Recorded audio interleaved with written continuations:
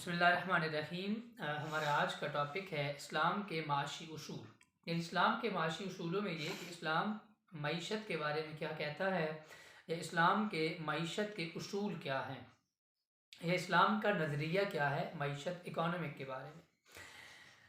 देखिए, नंबर एक, सबसे पहले तो चीज़ ये है कि अगर हम मईशत और अखलाक या मईशत और मज़हब को देखें, इस्लाम सबसे पहले जहनों से इस गलत फहमी को निकालता है, ये गलत फहमी कि मज़हब का या अखलाकियात का इनकम से या मईशत से कोई ताल्लुक़ नहीं है, या माशियात और अखलाकियात बिल्कुल अलग अलग चीज़ें हैं। इस्लाम इस नज़रिए को बिल्कुल गलत करता है, बल्कि इस बड़ी शिद्दत के साथ इस्लाम नफ़ी करता है कि ये बात कि भाई मैं हाजी हूँ, मैं नमाजी हूँ, मैं परहेज़गार हूँ, सो मुझे कमाना नहीं है, जब मुझे रिज़्क़ हलाल के लिए कोशिश नहीं करनी। इस्लाम फ़र्द और जमात, इनफरादी तौर पर भी और इज्तिमाई तौर पर भी लोगों के जहनों से इस नज़रिए को ख़त्म करता है कि ये तुम्हारा सोचना बहुत गलत सी बात है कि मज़हब का या अखलाकियात का मईशत से कोई ताल्लुक़ नहीं है, बहुत गहरा ताल्लुक़ है। फरमाया कि तिजारत तो ये कहना कि तिजारत तो बस तिजारत है, ना उसके कोई उसूल होते हैं, ना कोई अखलाकियात है, फरमाया ऐसे नहीं, बल्कि कुरान करीम में तिजारत को, हसूल मईशत को अल्लाह ताला ने अपना फ़ज़ल करार दिया है, अपनी रहमत करार दी। हर रोज़, बल्कि हर जुमअतुल मुबारक पे आप देखते हैं खुतबा जुमा के अंदर, या अय्युहल्लज़ीना आमनू इज़ा नूदिया लिस्सलाति मिन यौमिल जुमुआ फस्सौ इला ज़िक्रिल्लाहि बदरुल बई। ये तीनों की तीनों जो आयात हैं, दो आयात खुतबा जुमा के अंदर, आयत नंबर 9 और 10 आप सुनते हैं।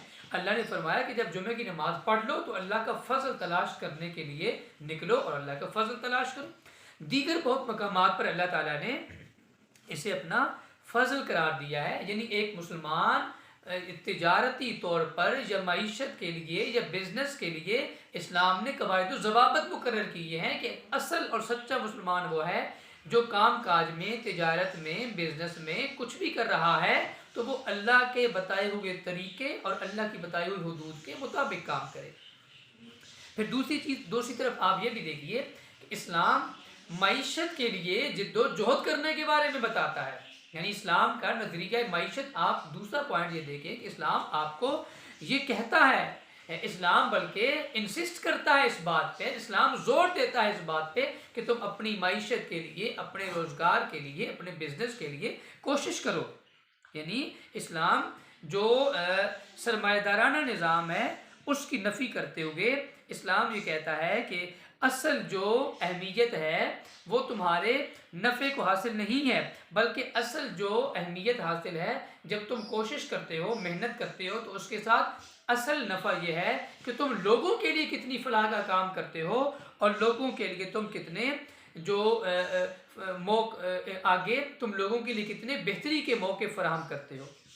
और इस्लाम दूसरी जानब बेरोज़गारी की, बेअमली की, गदागरी की, या बिल्कुल काम काज छोड़ के अलग बैठ जाना और इबादत करना या भीख मांगना, इस्लाम इसकी नफ़ी करता है। नबी अकरम सल्लल्लाहु अलैहि वसल्लम ने फरमाया, तुम में से किसी को ज़ेब नहीं देता कि वो रिज़्क़ हलाल की बिल्कुल कोशिश ही ना करे, तलाश ही ना करे, हाथ पे हाथ रख के बैठ जाए और दुआ करे कि अल्लाह मुझे अपने फ़ज़ल से नेमतें अता फरमा, या अपने फ़ज़ल से मुझे रोज़गार अता फरमा।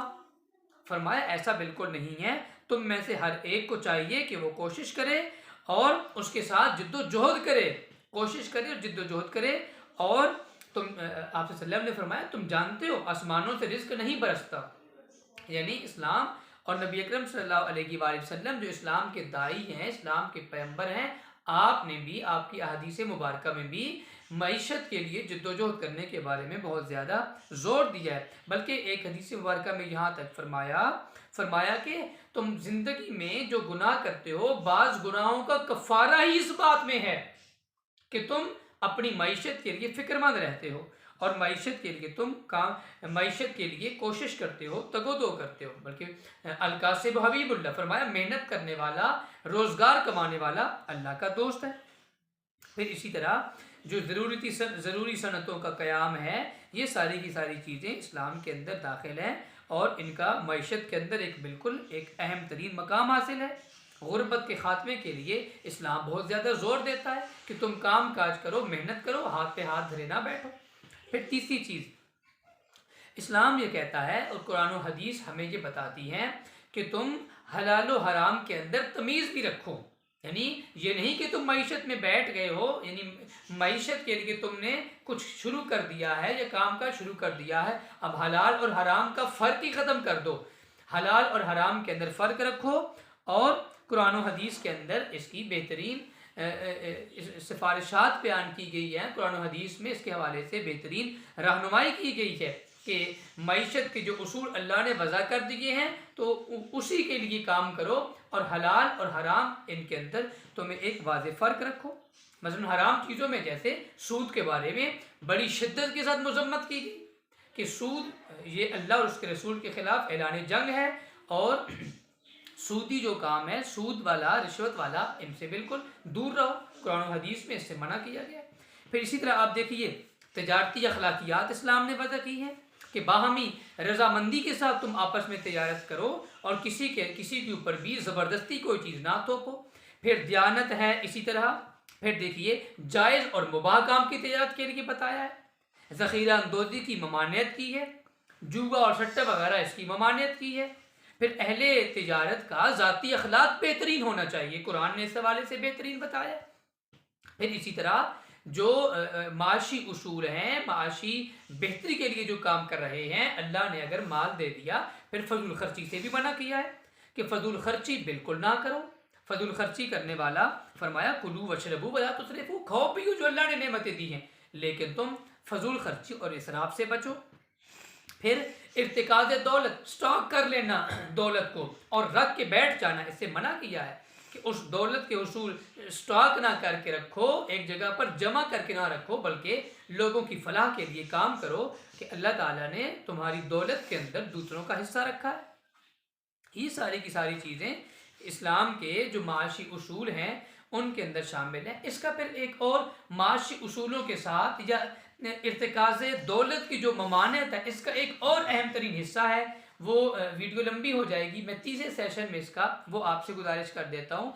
वो जो अहम तरीन चीज़ है आपकी कि इस्लाम ने इर्तिकाज़ दौलत के हवाले से क्या फरमाया है, और इस्लाम ने जो दौलत है उसको तसर्रुफ़ में रखने के लिए कौन कौन से इंसान की ज़िंदगी में भी और ज़िंदगी के बाद भी इस्लाम ने कौन कौन से अहम इदारे बनाए हैं, इस्लाम ने कौन कौन से अहम पॉइंट्स बताए हैं, ये ज़िंदगी में क्या क्या चीज़ें शामिल की हैं कि हमारी तिजारत में, हमारे मामलात में दूसरे लोग शामिल और शरीक हो सकें। मिलते हैं अगली वीडियो में, इजाज़त दीजिएगा, अल्लाह हाफ़िज़।